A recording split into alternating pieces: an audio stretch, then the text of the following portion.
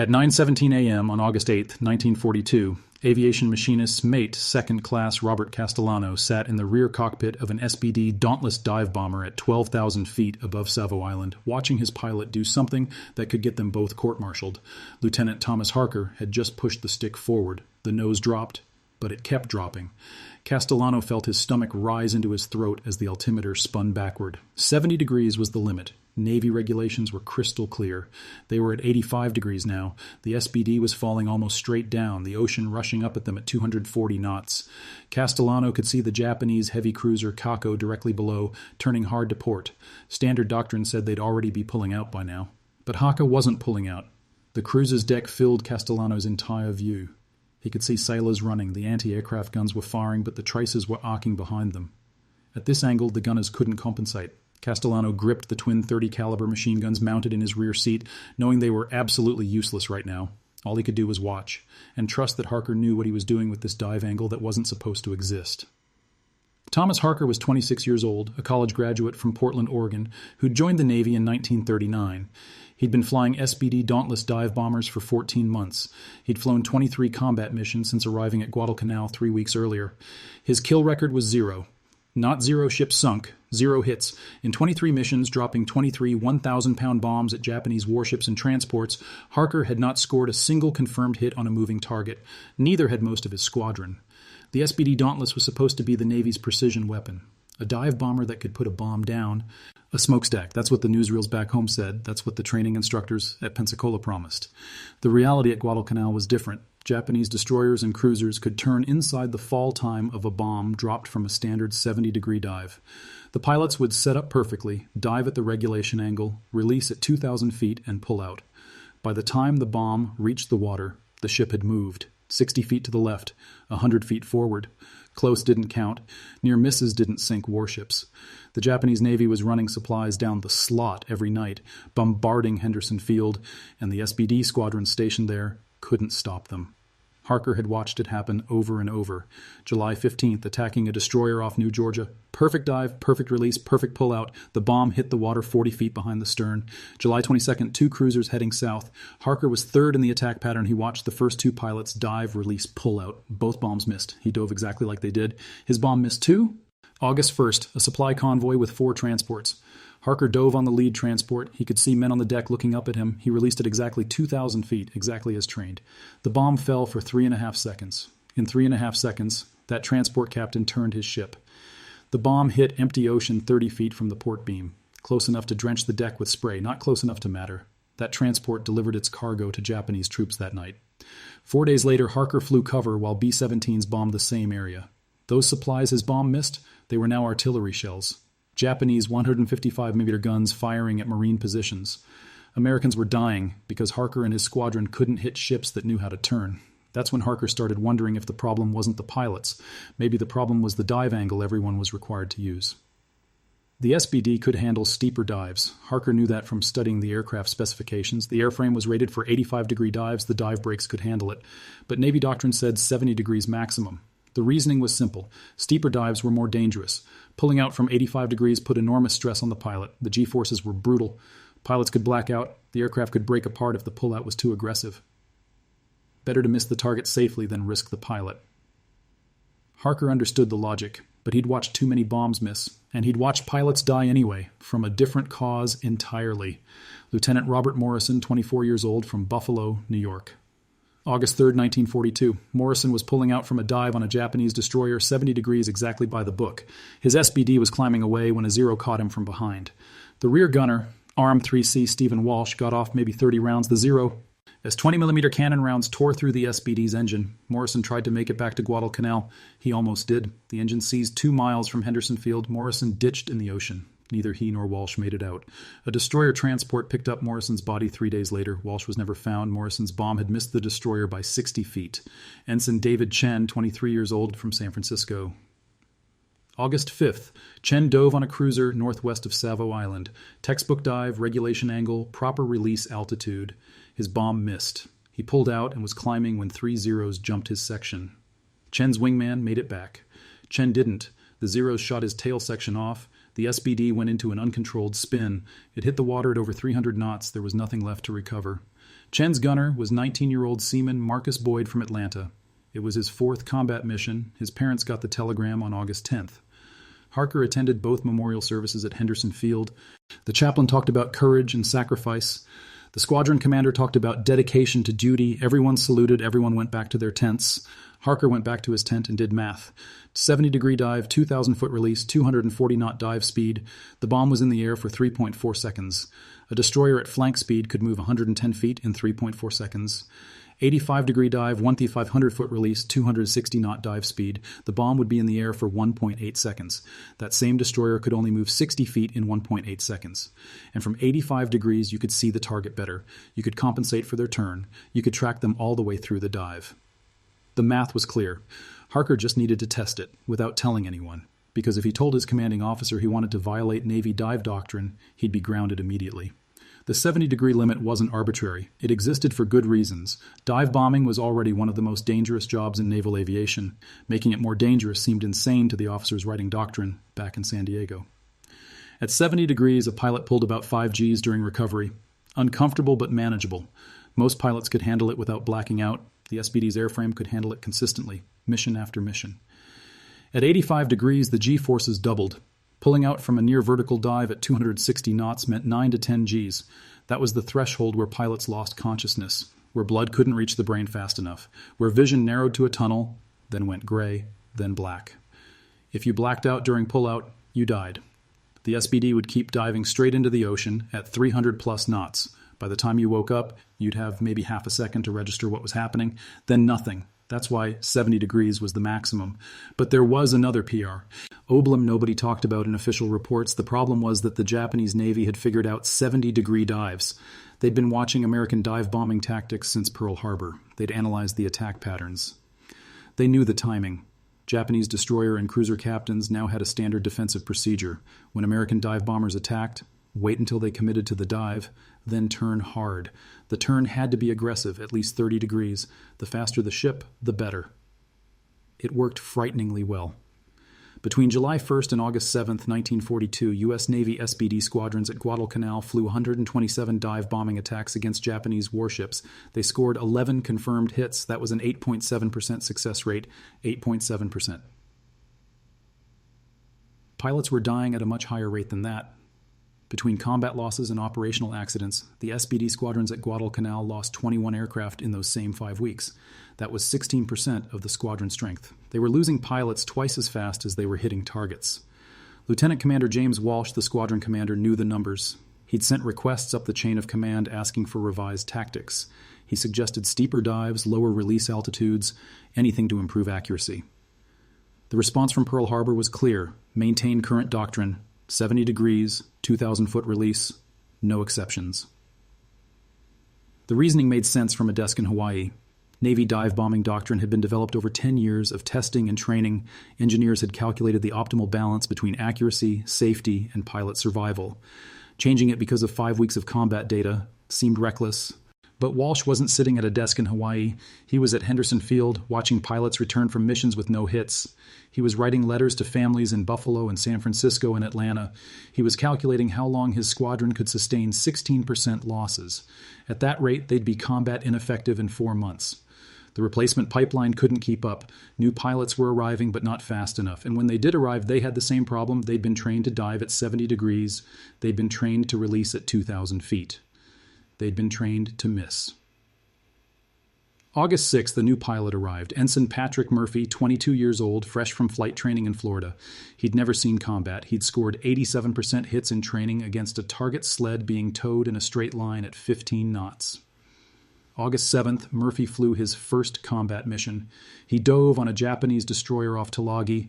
Perfect dive, exactly as trained. He released at 2,000 feet, pulled out smoothly, climbed away. His rear gunner, Arm 2C George Henderson, saw the bomb hit the water, 70 feet behind the destroyer's stern. Murphy was furious when they landed. He insisted he'd done everything right. Walsh pulled the gun camera footage. Murphy had done everything right. The destroyer captain had just turned harder than the target sleds in Florida ever could. Walsh told Murphy it wasn't his fault. He told him to keep flying, keep practicing. Eventually the odds would work out. Eventually he'd get a hit. Murphy said, "Eventually isn't good enough, sir." Walsh agreed. But Walsh couldn't change Navy doctrine. He could only follow it and hope his pilot survived long enough to get lucky. Thomas Harker wasn't waiting for luck. 2 days before the Savo Island battle, he started practicing in secret. Early morning flights, supposedly training missions for new pilots. Harker would take his SBD up to 15,000 feet over empty ocean east of Guadalcanal. Then he'd push the nose down past 70 degrees. The first time was terrifying. The SBD's nose dropped through the horizon and kept going. 75 degrees, 80 degrees. The dive brakes were screaming. The altimeter was unwinding so fast he could barely read it. 85 degrees, almost straight down. The ocean filled the windscreen. Harker's heart was hammering. He could feel the airframe shaking. The control stick was vibrating in his hand. Every instinct screamed to pull out now. He waited. He released an imaginary bomb at 1,500 feet. Then he pulled back on the stick, hard. The G-forces slammed him back into his seat. His vision started to gray at the edges. He clenched every muscle in his legs and stomach, forcing blood back to his brain, a technique he'd learned from an old Marine pilot who'd fought in China. It helped. The grayness receded. The SBD pulled out at 800 feet. Harker leveled off, his hands shaking, his flight suit soaked with sweat. But he was alive. And he'd just proven it could be done. If he could handle the G-forces, if he could keep from blacking out, the SBD could survive an 85-degree dive. The second test flight happened the next morning, August 7th. This time, Harker brought his gunner, Robert Castellano. He had to. Castellano was a permanent crew on Harker's aircraft. Flying without him would raise questions. And besides, if this technique was going to work in combat, Castellano needed to know what was coming. Harker explained the plan at 0630, standing under the SBD's wing. I'm going to test something today, a steeper dive than regulation. I need you to not mention this to anyone, especially not Walsh. Castellano looked at him for a long moment. 24 years old, from Brooklyn, New York. He'd been flying as a rear gunner for 8 months. He'd watched bombs miss targets, too. How much steeper? Castellano asked. 85 degrees, maybe more? That's insane. You'll black out. Maybe, but our bombs might actually hit something. Castellano thought about it. About Morrison and Walsh going into the ocean, about Chen getting shot down after his bomb missed, about 7 more weeks of watching 1,000-pound bombs hit empty water. If you black out, we're both dead, Castellano said. I know. And if Walsh finds out before we prove it works, we're both court-martialed. I know that too. Castellano nodded slowly. When do we test it? They took off at 07:15. Harker climbed to 15,000 feet over empty ocean. He set up for the dive, nose pointed at a patch of white foam he was using as a target. Ready? Harker called over the intercom. No, Castellano replied. Do it anyway. Harker pushed the nose down. Past 70 degrees, past 80, the SBD howl. And into the dive. Castellano felt his stomach trying to exit through his throat. The ocean was rushing up impossibly fast. Harker released at 2,500 feet and pulled back hard. The G-forces crushed Castellano into his seat. The edges of his vision went gray. He could hear Harker grunting over the intercom, forcing blood to his brain. The SBD shuddered, protesting the stress. Then they were level, 900 feet above the water, both of them breathing hard. You see where we would have hit? Harker asked. Castellano had been watching through the sight. If that had been a real bomb, it would have landed within 10 feet of the foam patch. From 15,000 feet. That was impossible accuracy for a dive bomber. I saw it, Castellano said. Think it'll work on a moving ship? Only one way to find out. They flew back to Henderson Field. Harker filled out the flight log. Training flight, practice standard dive bombing, no issues. He didn't mention the 85-degree dive, neither did Castellano. That night, Walsh briefed the squadron. Intelligence reported a major Japanese naval force heading toward Guadalcanal. Heavy cruisers, destroyers, maybe a carrier. The entire SBD squadron would launch at dawn, every available aircraft, every pilot. This was the moment Harker had been preparing for, the chance to prove an 85-degree dive could work in combat, against real targets, against ships that would be shooting back. If he was wrong, he'd die proving it. If he was right, he might actually sink something. Either way, tomorrow morning would answer the question. The briefing ended at 2200 hours. Walsh showed reconnaissance photos of the Japanese force, 4 heavy cruisers, 3 destroyers heading southeast toward Guadalcanal. They'd arrive at Savo Island around dawn. Every SBD that could fly would launch at first light. Harker walked back to his tent with Castellano. Neither of them spoke until they were alone. Then Castellano asked the question Harker had been avoiding. You're going to do it tomorrow, aren't you? The 85-degree dive. Harker sat on his cot. His hands were shaking, not from fear of the dive itself, from the weight of the decision. If he followed standard doctrine, his bomb would probably miss. Another Japanese cruiser would escape. More Marines would die from naval bombardment. But if he broke doctrine and failed, he'd kill Castellano too. I don't know, Harker said. Yes, you do. You've already decided. Harker looked at his gunner. You understand what could happen? If I black out during pullout, we hit the water at 300 knots. You don't get a vote. You don't get a choice. I'm in the back seat either way, Castellano said. At least your way we might actually hit something first. And if Walsh finds out, if anyone sees what dive angle I'm using, that's both our careers. Court-martial, dishonorable discharge, prison maybe. Castellano shrugged. Morrison and Chen are already dead. Their careers are over too. At least we'd still be breathing. It was the most Brooklyn thing Harker had ever heard. They sat in silence for several minutes. Outside the tent, they could hear other pilots talking. Someone was playing cards, someone else was writing a letter home. Normal pre-mission routines. Tomorrow wouldn't be routine. Here's what we do, Harker finally said. I'll set up for a standard dive. 70 degrees. If the target looks like it's going to dodge, if I can tell the bomb's going to miss, I'll steepen the dive, 85 degrees, but I won't do it unless I have to. And if multiple aircraft are in the pattern, if other pilots see you diving steeper, they'll be focused on their own attacks. They won't notice exact angles. Walsh will notice when he sees the gun camera footage. Only if we survive to bring the footage back. Castellano nodded. That was the real question. Whether they'd live long enough to face court-martial. Japanese cruisers carried dozens of anti-aircraft guns. Zeros would be providing cover. The odds of surviving the attack were maybe 60%. The odds of hitting anything with a standard 70-degree dive were under 10%.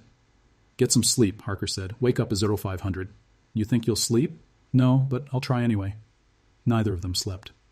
At 0430 hours, Harker walked to the flight line. The SBDs were already spotted on the runway, armed and fueled. Harker's aircraft was number 7 in the attack pattern. The 1,000-pound bomb was already loaded in the centerline cradle underneath. He did his pre-flight inspection in the dark, using a flashlight. He checked the dive brakes manually. They'd need to deploy perfectly. Any hesitation at 85 degrees would be fatal. He checked the control surfaces, the elevator trim, the rudder cables. Everything had to be perfect. Castellano arrived at 0450, carrying his parachute and flight gear. You checked the guns? Harker asked. Twice. 1,000 rounds total. They're ready. They climbed into the aircraft without speaking. Harker strapped in, connected his oxygen mask, adjusted his seat. Every movement was automatic. He'd done this 23 times before. This was number 24, maybe the lucky one. At 0530, Walsh's voice came over the radio. Flight, this is lead. Start engines. 22 SBDs coughed to life. The Wright Cyclone engines were loud even with the headset on. Harker let his engine warm up, watching the temperature gauges climb to normal range. His hands weren't shaking anymore. The decision was made. Once he was in the air, in combat, there wouldn't be time for doubt. There would only be the target, the dive, the pullout. Flight, this is lead. Taxi for takeoff. The SBDs moved forward one at a time. Harker was 7th. He waited his turn, breathing slowly, staying calm. Behind him, Castellano was checking his guns for the 3rd time. You good back there? Harker asked over the intercom. Define good. Alive, conscious, ready. Then yes, I'm good. Harker's turn. He taxied onto the runway. The pre-takeoff checklist was automatic. Flaps, trim, fuel mixture, propeller pitch. Everything was perfect. Walsh's voice. Flight 7, you're cleared for takeoff. Harker pushed the throttle forward. The SBD accelerated down the runway. 60 knots, 80 knots. At 95 knots, he pulled back gently. The SBD lifted off at 0541 hours. He climbed to join the formation. 22 SBDs formed up in 3 divisions. Harker was in the 2nd Division, 4th Aircraft. They climbed to 15,000 feet, heading northwest towards Savo Island. The sun was just breaking the horizon behind them. Perfect attack lighting. The Japanese ships would be silhouetted against dark water. The SBDs would be diving out of the sun. At 6:27, Walsh's voice came over the radio. Flight, this is lead. Target in sight. 11 o'clock, 20 miles. Harker looked left. He could see them. Even at 20 miles, they were obvious. Dark shapes on gray water. 4 heavy cruisers in a rough line. Destroyers on the flanks. The entire Japanese force was there. Exactly where Intelligence said they'd be. No turning back now. Flight, this is lead. Set up for attack pattern. 1st Division on the cruiser column. 2nd Division, you take the lead cruiser. 3rd Division, 2nd cruiser. Attack interval 30 seconds. Dive on my mark. Harker's division turned left, positioning for their attack run. His target was the lead cruiser, identified as Keiko class, 9,000 tons, 4 8-inch gun turrets, heavily armed and armored. And in exactly 4 minutes, Harker was going to drop a 1,000-pound bomb on it from a dive angle that violated every regulation the Navy had written. At 0742 hours, Walsh dove. Harker watched the lead aircraft push over, nose dropping through the horizon. The 1st Division followed, 3 SBDs in trail, 30 seconds apart. Now Harker's division was moving into position. The cruiser below was turning. He could see the wake curving as the captain maneuvered. They knew the attack was coming. Anti-aircraft fire was already filling the sky. Black puffs of smoke from 127mm guns. Tracers from lighter weapons. 2nd Division set up for attack, Walsh called. Dive in 30 seconds. Harker's division lead pushed over. 2nd aircraft followed. 3rd aircraft. Now it was Harker's turn. He positioned directly above the cruiser, watching it turn. The ship was doing at least 25 knots, turning hard to starboard. Flight 7, you're clear to attack, Walsh said.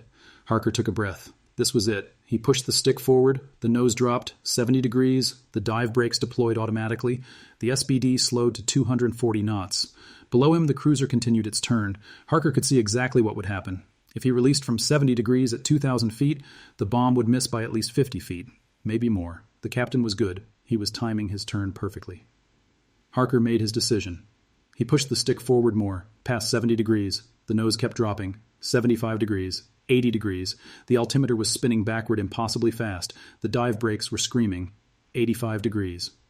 Behind him, Castellano felt his stomach drop. Jesus Christ, he muttered. The cruiser filled Harker's entire windscreen. He could see individual sailors running on the deck. He could see the anti-aircraft guns tracking upward.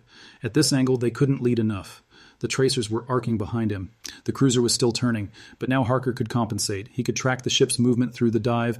He could see exactly where it would be when the bomb arrived.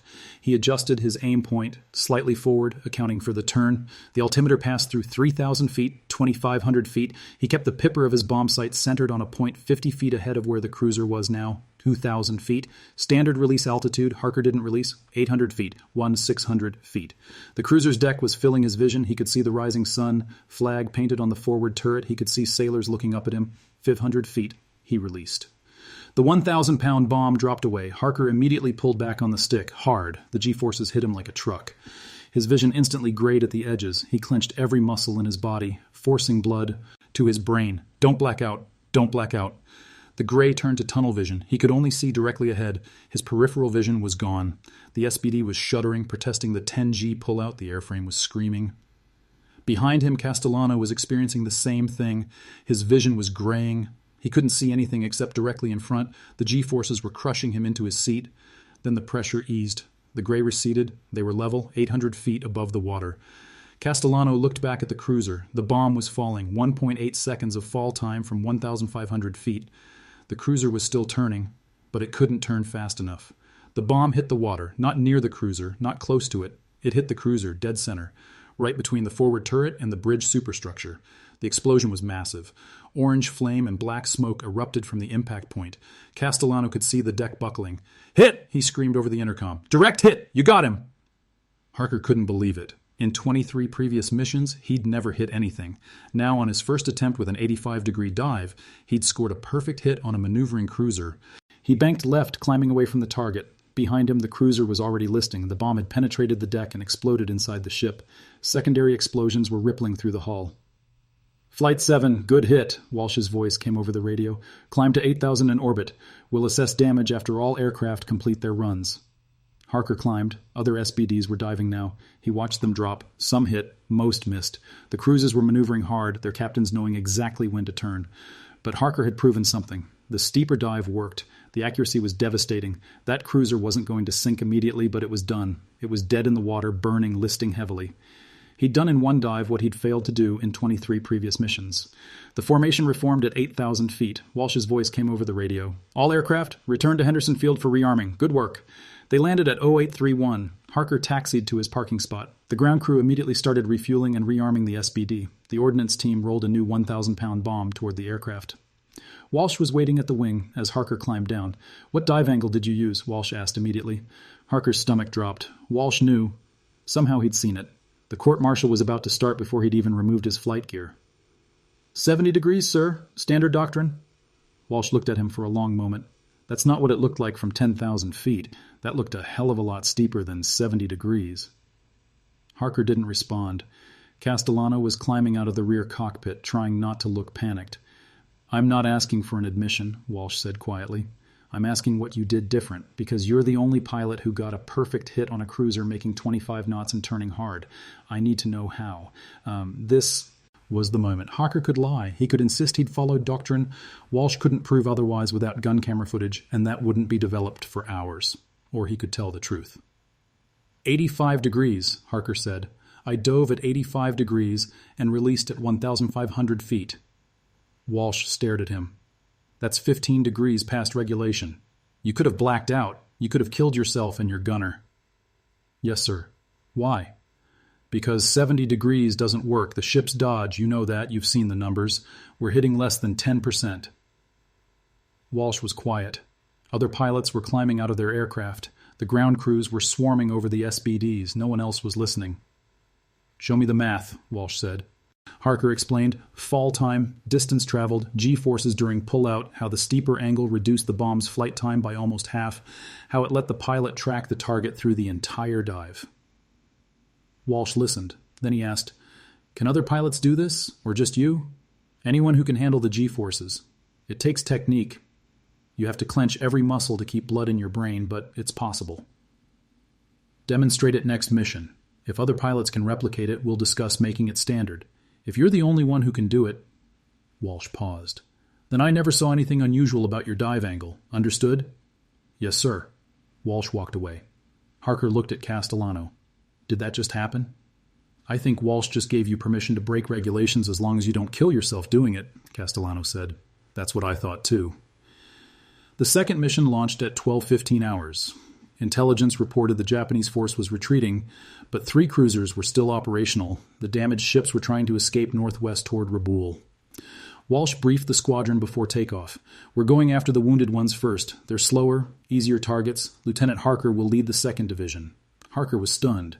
Walsh was making him a division lead. That meant 3 other SBDs would follow him. They'd see exactly what dive angle he used. There was no hiding it now. Before they launched, 3 pilots approached Harker. Lieutenant Murphy, the new pilot who'd missed his target 2 days earlier, Ensign Richard Hayes from Chicago, Ensign William Drake from Texas. Walsh told us you used a steeper dive angle this morning, Murphy said. He said we should watch your technique and consider doing the same. That was Walsh's way of authorizing it, not ordering it, not officially approving it, just suggesting that pilots consider it. If one died, Walsh could deny he'd changed doctrine. Smart, career protecting, and exactly what the squadron needed. 85 degrees, Harker said. You have to handle the G-forces. Clench everything. Legs, stomach, arms. Force blood to your brain. If you gray out, you're dead. And the release altitude, Hayes asked. Out at 500 feet. Don't wait until 2,000. The shorter fall time is the whole point. Drake looked nervous. That's pretty low. What if the pullout takes longer than expected? Then you hit the water. But you'd hit the water anyway if a zero catches you after you miss your target. This way, at least you sink something first. Dark humor. But everyone laughed. They knew the odds. They launched at 12:18. The formation climbed to 15,000 feet and headed northwest. At 12:47, they spotted the retreating Japanese force. 3 cruisers, spread out in a line, with destroyers escorting. The lead cruiser was Keiko, the same one Harker had hit that morning. It was limping along at maybe 12 knots, listing to port, trailing smoke, but it was still afloat. It needed another bomb. 2nd Division, you have Keiko, Walsh called. Attack at will. Harker positioned above the damaged cruiser. The other 3 pilots in his division spread out, preparing to follow. Harker checked his altitude, 15,000 feet. Perfect. He pushed over into the dive. 70 degrees, 75 degrees, 80 degrees. He kept pushing. 85 degrees. The SBD was screaming straight down. The damaged cruiser was barely maneuvering. It couldn't dodge effectively with that much damage. This would be easier than the first attack. Harker tracked the cruiser through the dive. The ship was crawling through the water, barely moving. He kept the bombsight pipper centered on the stern section. At 1,500 feet, he released. Then he pulled out hard. The G-forces crushed him. His vision grayed. He clenched every muscle. The gray receded. He leveled out at 900 feet. Castellano watched the bomb fall. Perfect trajectory. It hit the cruiser's stern right above the propellers. The explosion tore the ship's rear section apart. The cruiser immediately lost way, wallowing in the water. Hit! Castellano called. Direct hit! That cruiser's done! Harker banked away and climbed. Behind him, Murphy was diving. Harker watched. Murphy's SBD was at 70 degrees, then 75, then steeper. Murphy was doing it. He was replicating the 85-degree dive. Murphy released at 1,500 feet and pulled out. His bomb hit Kako amidships. Another direct hit. The cruiser was now taking water from 3 separate holes. It was visibly settling lower in the water. Hayes dove next. Same technique, 85 degrees, his bomb hit the cruiser's forward section, another perfect hit. Drake dove last. His technique was slightly off, maybe 80 degrees instead of 85. His bomb missed by 20 feet, but that was still closer than any 70-degree dive would have achieved. Keiko was finished. 3 direct hits and a near miss. The cruiser rolled over and sank. K at 1302 hours. The squadron reformed and attacked the other 2 cruisers. Harker led attacks on both. Using the same 85-degree technique, he scored direct hits on both ships. By 1430 hours, all 3 cruisers were sunk. The destroyers were fleeing at maximum speed. The SBD squadron had no losses. When they landed at Henderson Field, Walsh was smiling for the first time in weeks. 6 confirmed hits out of 14 attacks, Walsh said. 43% success rate. I've never seen numbers like that. Neither had anyone else. In one afternoon, the SBD squadron had proven that steeper dives worked. That accuracy could be improved by breaking the regulations. The question now was whether anyone in Pearl Harbor would court-martial them for it. Word spread through the squadron by dinner time. Pilots who hadn't flown the afternoon mission heard about Harker's dive technique, about the 85-degree dives, about the 43% hit rate. Everyone wanted to know if it was real. At 1900 hours, Walsh called a squadron meeting in the operations tent. Every pilot attended. Walsh stood at the front with a map of the afternoon's attack pattern. "We achieved something today that most of you probably thought was impossible," Walsh began. 43% accuracy against maneuvering targets. 3 heavy cruisers sunk, 0 losses. Lieutenant Harker used a modified dive technique. Steeper than standard doctrine. I'm authorizing all pilots to adopt this technique if they choose to. That last phrase was critical. If they choose to. Walsh wasn't ordering it. That way, if pilots died using the technique, Walsh hadn't commanded them to do something unsafe. "How steep?" someone asked. 85 degrees, Harker said. "Release at 1,500 feet. You'll pull about 10 Gs during recovery. You have to be ready for that." "What about blacking out?" "You might. That's the risk. You have to force blood to your brain. Clench everything, legs, stomach, chest, arms. It's physically exhausting, but it works." The tent was silent. Every pilot was calculating the same equation. Risk versus reward. Higher chance of getting killed versus higher chance of hitting the target. "Show of hands," Walsh said. "Who wants to try this technique on the next mission?" 15 hands went up, out of 22 pilots. That was more than Harker expected. These pilots had been missing targets for weeks.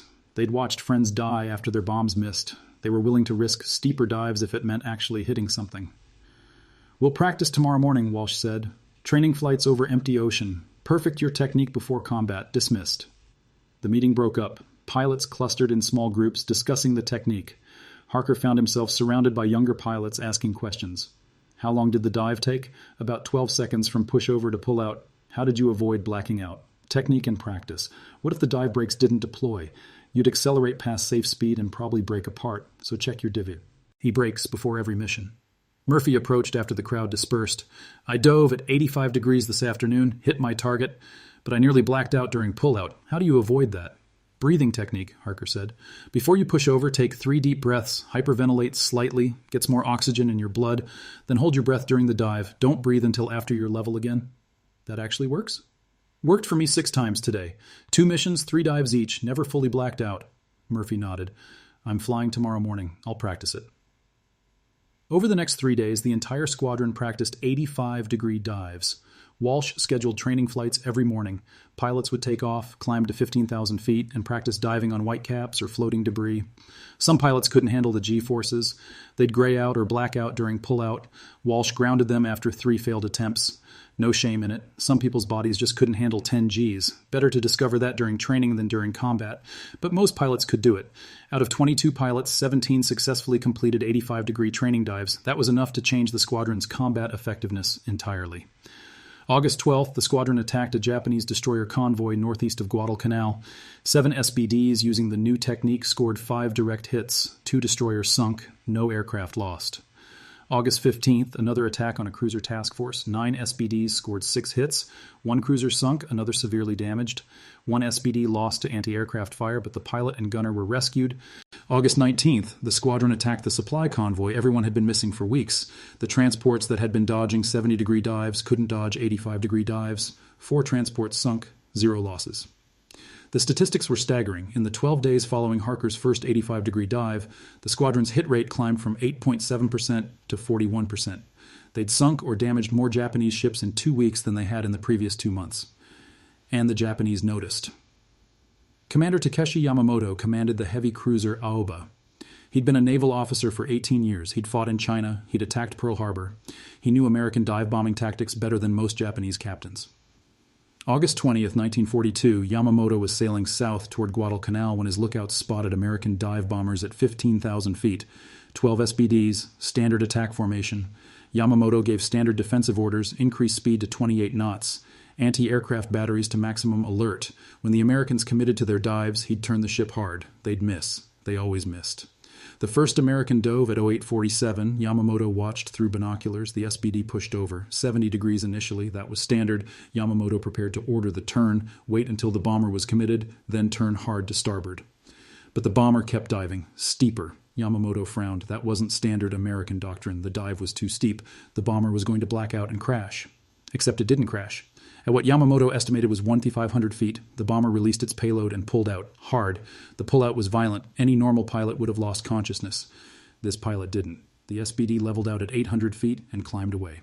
The bomb fell for less than 2 seconds. Yamamoto ordered the turn. Too late. The bomb hit Aoba's forward deuce. Direct hit. The explosion killed 14 sailors and destroyed the forward anti-aircraft battery. Yamamoto couldn't believe it. American dive bombers didn't hit maneuvering cruisers. They were famously inaccurate. That's what every intelligence report said. The second bomber dove. Same technique. Impossibly steep. Released at 1,500 feet, Yamamoto ordered evasive maneuvers. The bomb hit amidships, another direct hit. The third bomber, same result. Direct hit. 4 bombers, 4 dives, 4 hits. That was impossible. No dive bomber force in the world achieved 100% accuracy against a maneuvering cruiser doing 28 knots. But Aoba was sinking. 3 1,000-pound bombs had torn the ship apart. Yamamoto gave the order to abandon ship at 0943 and Aoba sank 20 minutes later. Yamamoto survived. He was picked up by a destroyer and returned to Rabaul. He immediately filed a report. The Americans had changed their tactics. New dive angle, much steeper, impossible to dodge. Japanese naval intelligence initially dismissed the report. One captain's observation wasn't enough to change tactical assessments. Maybe Yamamoto's crew had failed to execute proper evasive maneuvers. Maybe he'd panicked. Then more reports came in. August 22nd, another cruiser sunk. Captain reported the same thing. American bombers diving steeper than normal. Impossible to evade. August 24th, 2 destroyers sunk. Same report. Steeper dives, much higher accuracy. August 26th, the transport convoy attacked. 4 ships sunk. The convoy commander survived and filed a detailed report. The American dive bombers were using a near-vertical dive, estimated at 80 to 85 degrees. Release altitude around 1,500 feet. Bomb fall time under 2 seconds. At 2 seconds, even a destroyer at flank speed couldn't move far enough to avoid the bomb. The standard evasive tactics were obsolete. The Americans had figured out a solution. Japanese Naval Command at Rabaul held an emergency meeting. Vice Admiral Gunichi Mikawa, the senior officer in the theater, reviewed all the reports. He called in his staff intelligence officer. How did we miss this? How did the Americans develop a new dive bombing technique without us knowing? The intelligence officer had no answer. American communication security was excellent. They hadn't intercepted any orders or doctrine changes. As far as Japanese intelligence knew, the Americans were still using standard 70-degree dives. It's possible this isn't official doctrine, the intelligence officer suggested. Perhaps individual squadrons are experimenting. Then we're fighting innovative American pilots who aren't waiting for permission from Pearl Harbor, Mikawa said. That's worse. He was right. If American pilots were adapting tactics in the field without waiting for official doctrine changes, that meant the U.S. Navy was more flexible than Japanese intelligence had estimated. That was a serious strategic problem. Mikawa ordered new defensive procedures. Ships under dive bomber attack should maneuver continuously, not just when bombers committed to their dives. It reduced speed and fuel efficiency. But it was the only counter to the new American technique. The new procedures helped slightly. Some bombs missed, but the American hit rate stayed above 40%. That was still 4 times better than July's 8.7% rate. Japanese shipping losses increased dramatically. In September 1942, the Japanese Navy lost 9 cruisers, 12 destroyers, and 26 transports in the Solomon Islands. Most were sunk by SBD dive bombers using 85-degree dives.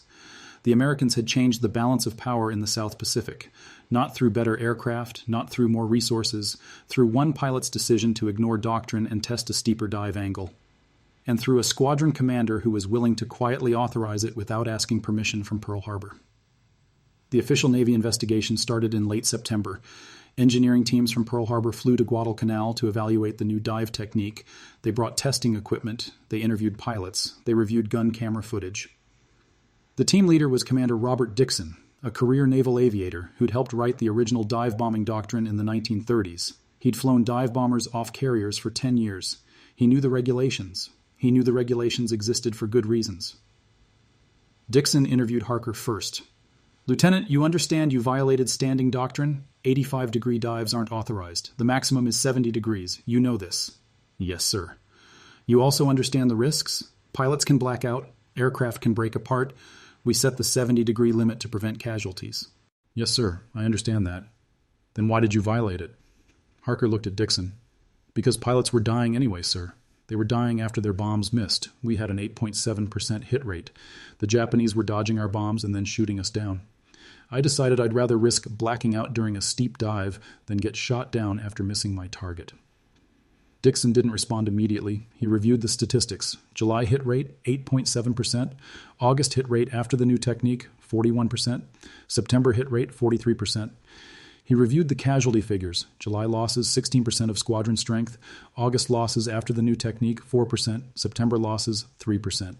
Pilots were surviving at 5 times the previous rate, despite using a technique that was supposed to be more dangerous. "The G-forces during pullout," Dixon said. "How did pilots handle that?"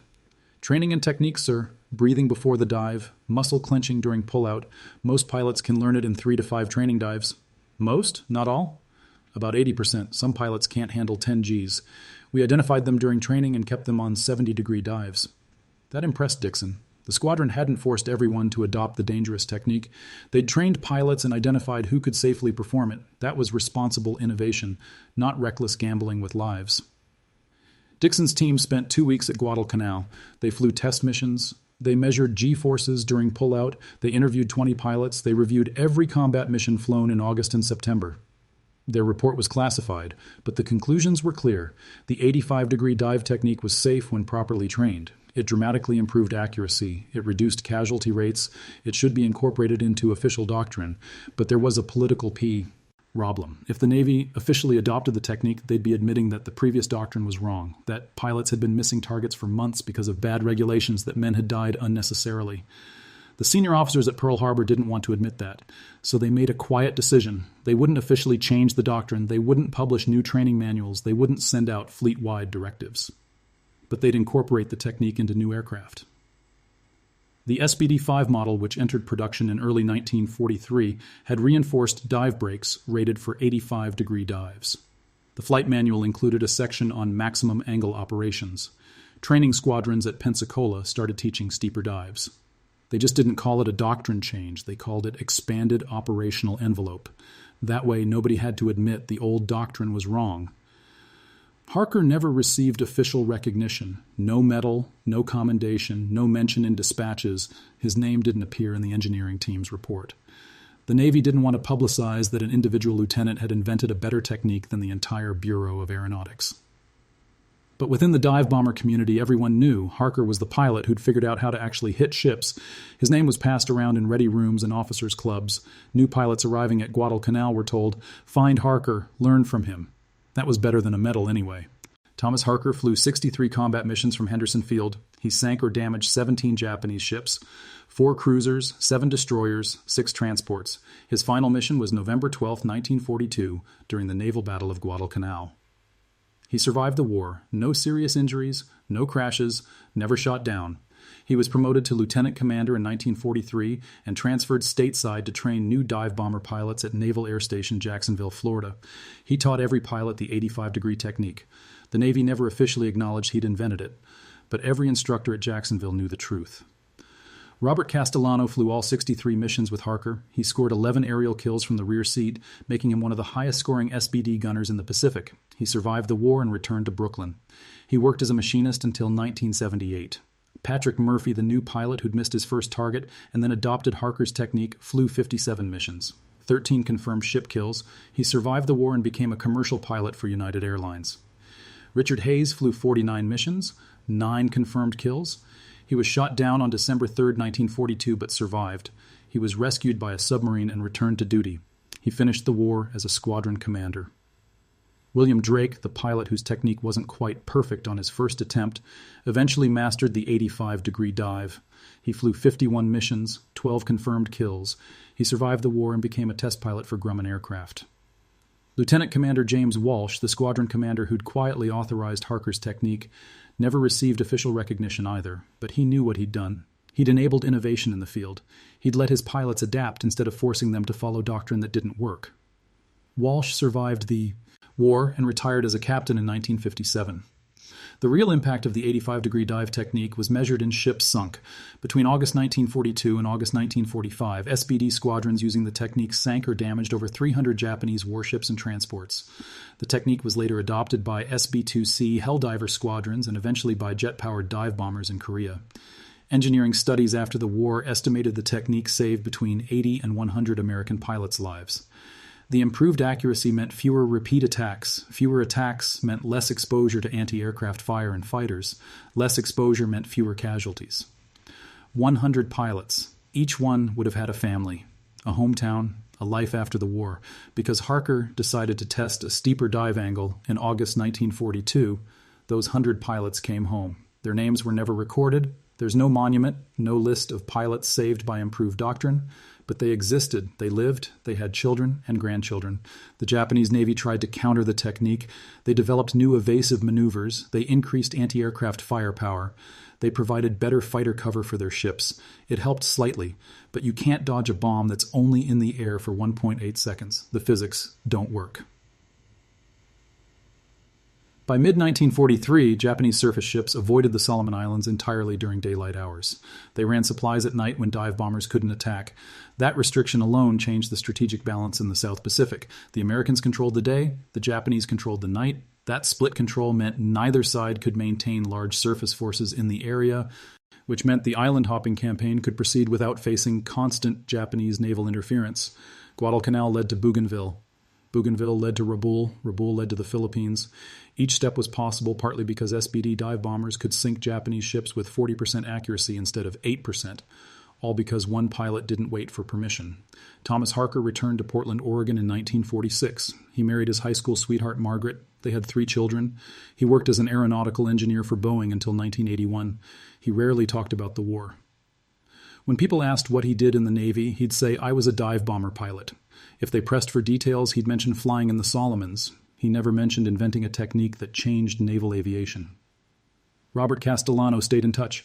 Every August 8th, he'd call Harker. They'd talk for an hour, remembering the mission, the first 85-degree dive, the cruiser sinking, the moment they proved it worked. "You know how many guys we saved?" Castellano asked during one call in 1967. "I never counted," Harker said. "I did. Rough estimate. At least 80 pilots who would have been shot down after missing their targets. Probably more. You saved 80 guys, Tom." Harker didn't know what to say. He'd never thought of it that way. He'd just been trying to hit ships, to do his job effectively. The fact that it saved other pilots was a side effect. "It wasn't me," Harker finally said. "It was Walsh. He saw what I was doing and didn't stop me. That took guts. If I'd crashed, he would have been court-martialed. But you didn't crash. And Walsh didn't get court-martialed, and 80 guys came home who wouldn't have otherwise." They both sat in silence for a moment. Castellano in Brooklyn, Harker in Portland, 2 men who'd shared a cockpit during the most intense period of their lives. "We did good, didn't we?" Castellano said. "Yeah, we did good." The story remained classified until 1987. A military historian researching SBD tactics discovered Dixon's report in the National Archives. He interviewed Harker, who was 71 by then. Harker confirmed the details, the unauthorized dives, Walsh's quiet authorization, the 41% hit rate. The historian published a paper. It circulated through military aviation communities. Flight schools started teaching it as a case study in tactical innovation. How individual initiative can change doctrine. How good commanders enable innovation instead of suppressing it. That's how real progress happens in war, not through committees and official channels, through people who see problems and test solutions, through mechanics who modify aircraft without authorization, through pilots who dive steeper than regulations allow, through commanders who look the other way when innovation works. Thomas Harker died in 2003 at age 87. His obituary mentioned he was a World War II veteran. It mentioned he flew dive bombers in the Pacific. It didn't mention he'd invented a technique that changed how the Navy fought. That his decision in August 1942 saved an estimated 100 American lives. But the pilots who survived knew, their children knew, their grandchildren know now. Each one matters. Each one deserves to be remembered. If this story moved you, please share it. Leave a comment telling us where you're watching from. Subscribe to keep these stories alive. These men changed history, and they deserve to be remembered. Thank you.